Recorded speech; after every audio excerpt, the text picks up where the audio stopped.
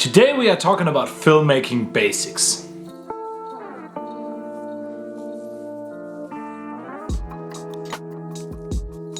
Hello and welcome to this video. I'm Luca and I will teach you today the filmmaking basics. First of all, we're gonna start with frame rates. Frame rates are pretty important because we got so many options. The most common options are 24 frames, 60 frames and 120 frames. The typical way of shooting with these frame rates is 24 frames for every standard shot, so non-slow motion, just standard speed or also for time-lapse. And 60 frames and 120 frames are only used for slow motion, which means if you slow down the video. Second of all, there are shutter speeds. Shutter speeds are as important as frame rates because you have to follow some basic rules. The basic rule is called 180-degree rule, which means if you have a frame rate of 24 frames, you double this number, which gives us a shutter speed of 1/48th of a second. So you dial in your camera 1/50th because 1/48th is in the most common cameras not available. For 60 frames or 120 frames you do exact the same, you just double that number. But there are some occasions where you have to break these rules. For example, if you have a moving object with a logo in front of it and you want to see the logo clearly, you don't want as much motion blur as you would get with the 180-degree rule. So you just double that number again. For example, for 24 frames you normally use a 50th of a second.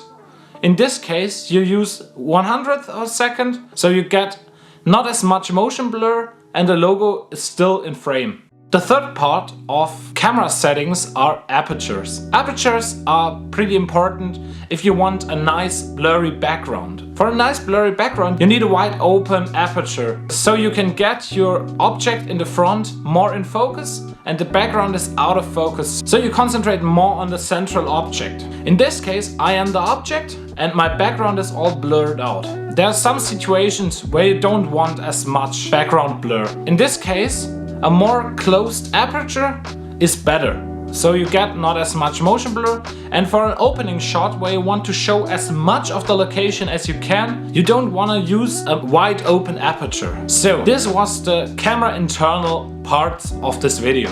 We now go on with the things around the camera, and there we go with the fourth part, lighting. For example, I'm now lit from the front with a key light and have also a backlight behind me for just filling up the room. In this case, to show you, I will turn them both off. This would look pretty bad, as you can see. And also the autofocus has very hard time to get you pretty sharp in focus. And the picture is looking very flat. I now have just a little bit of lighting of the window in front of me. The next option is to turn just one light on. Your key light is the most important light that you have, because the most important part of lighting is that your main object or your main person is fully enlightened and you can see them clearly. I use my light slightly off to the side, so I get one side of my face a little bit shadowed, what gives me a more three-dimensional face and lifts me more up of the background. The second part is background lighting. I think this just looks much better and gives me a much more three-dimensional room. The third option of lighting I don't have at the moment is a halide that shoots, in this case, from down here to just separate me much more from the background. In my opinion, the only very important light is the key light that lights yourself.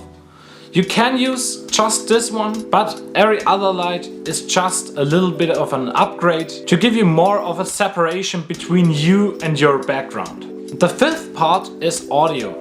In this case I'm using a shotgun mic right on top of my camera. My camera is only about 50 centimeters away from me, so I can get a nice audio and don't get too plasticky. It's pretty important to get a nice audio because you would watch a video with not that good video, but if the audio is pretty crappy, you click away pretty fast. And if you're doing interviews or shots like these where I talk only to the camera, you have to put your mic as close as you can to the person that is talking, because that gives more of a body voice and not only the high tones that go further away to the mic.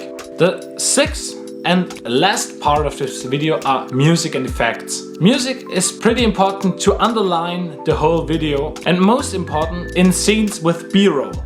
For example, in B-roll scenes where you put together a nice haute cuisine meal, you don't want to have metal or similar, because that's too stressful for the scene. You want something classical or just smooth and quiet to underline it and not to overcome it.